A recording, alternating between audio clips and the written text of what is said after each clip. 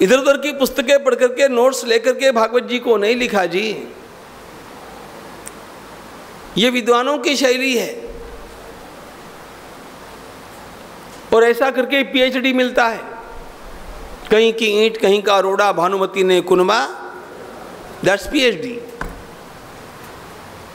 और आजकल तो हमारे अनेक विश्वविद्यालयों में खरीदी भी जाती है उपाधि, पता नहीं। बतलाना मुझे इतना ही है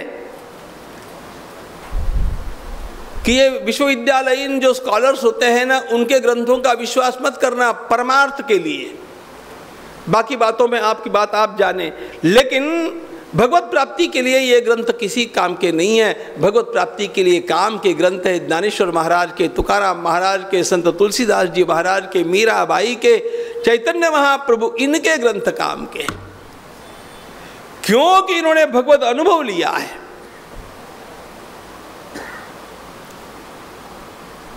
ये तर्क से जानने जैसी बातें नहीं है ना।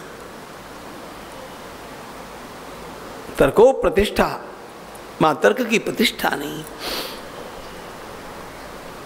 भगवान वेद व्यास जी महाराज ने इस ग्रंथ को लिखा कैसे?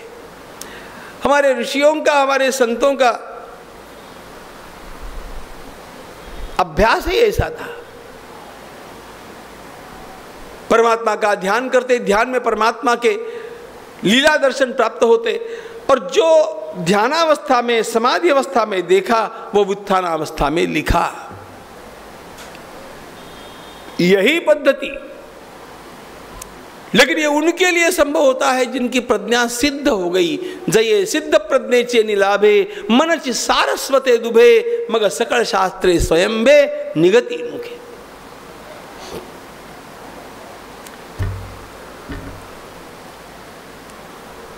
सूरदास जी महाराज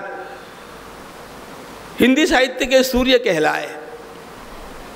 कैसी मौज की बात है कि हिंदी साहित्य का सूर्य कहलाने वाला यह महान संत इन आंखों से वंचित था।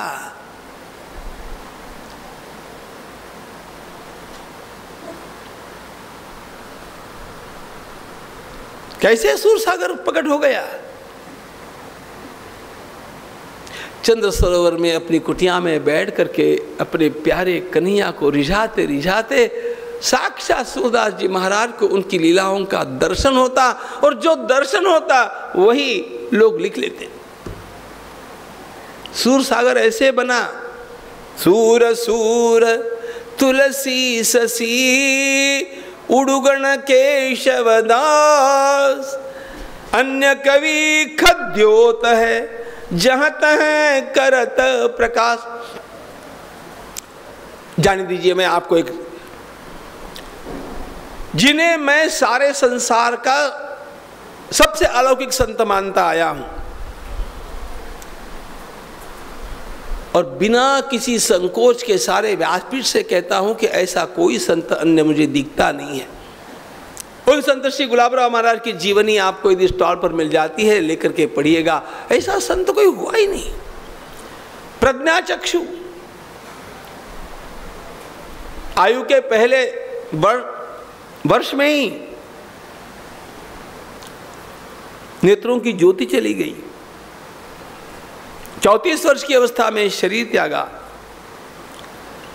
और उस महान संत ने इसके अंतराल में जो साहित्य सृजन किया है,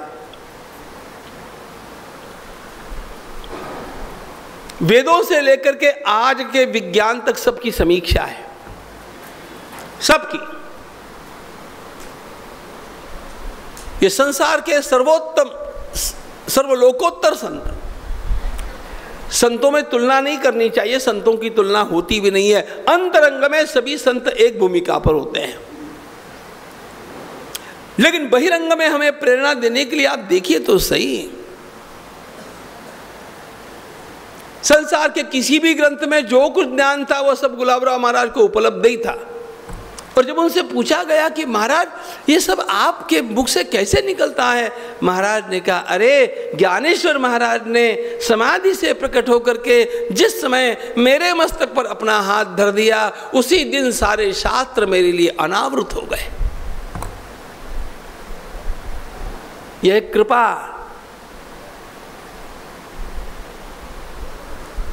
अहो सद्गुरु ची ये कृपा दृष्टि, तुझे कारुण्य दया ते दृष्टि, तो सकळ विज्ञान ची सृष्टि धात्रा है।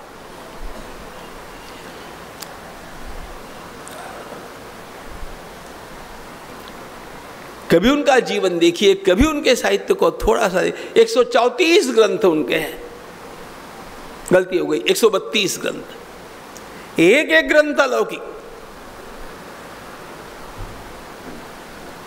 ये सब मैं इसलिए बतला रहा हूं कि भगवान वेदव्यास जी ने भागवत जी का लेखन कैसे किया ये अपने ध्यान में आ जाए। ये पढ़ पढ़ करके किया हुआ लेखन नहीं है।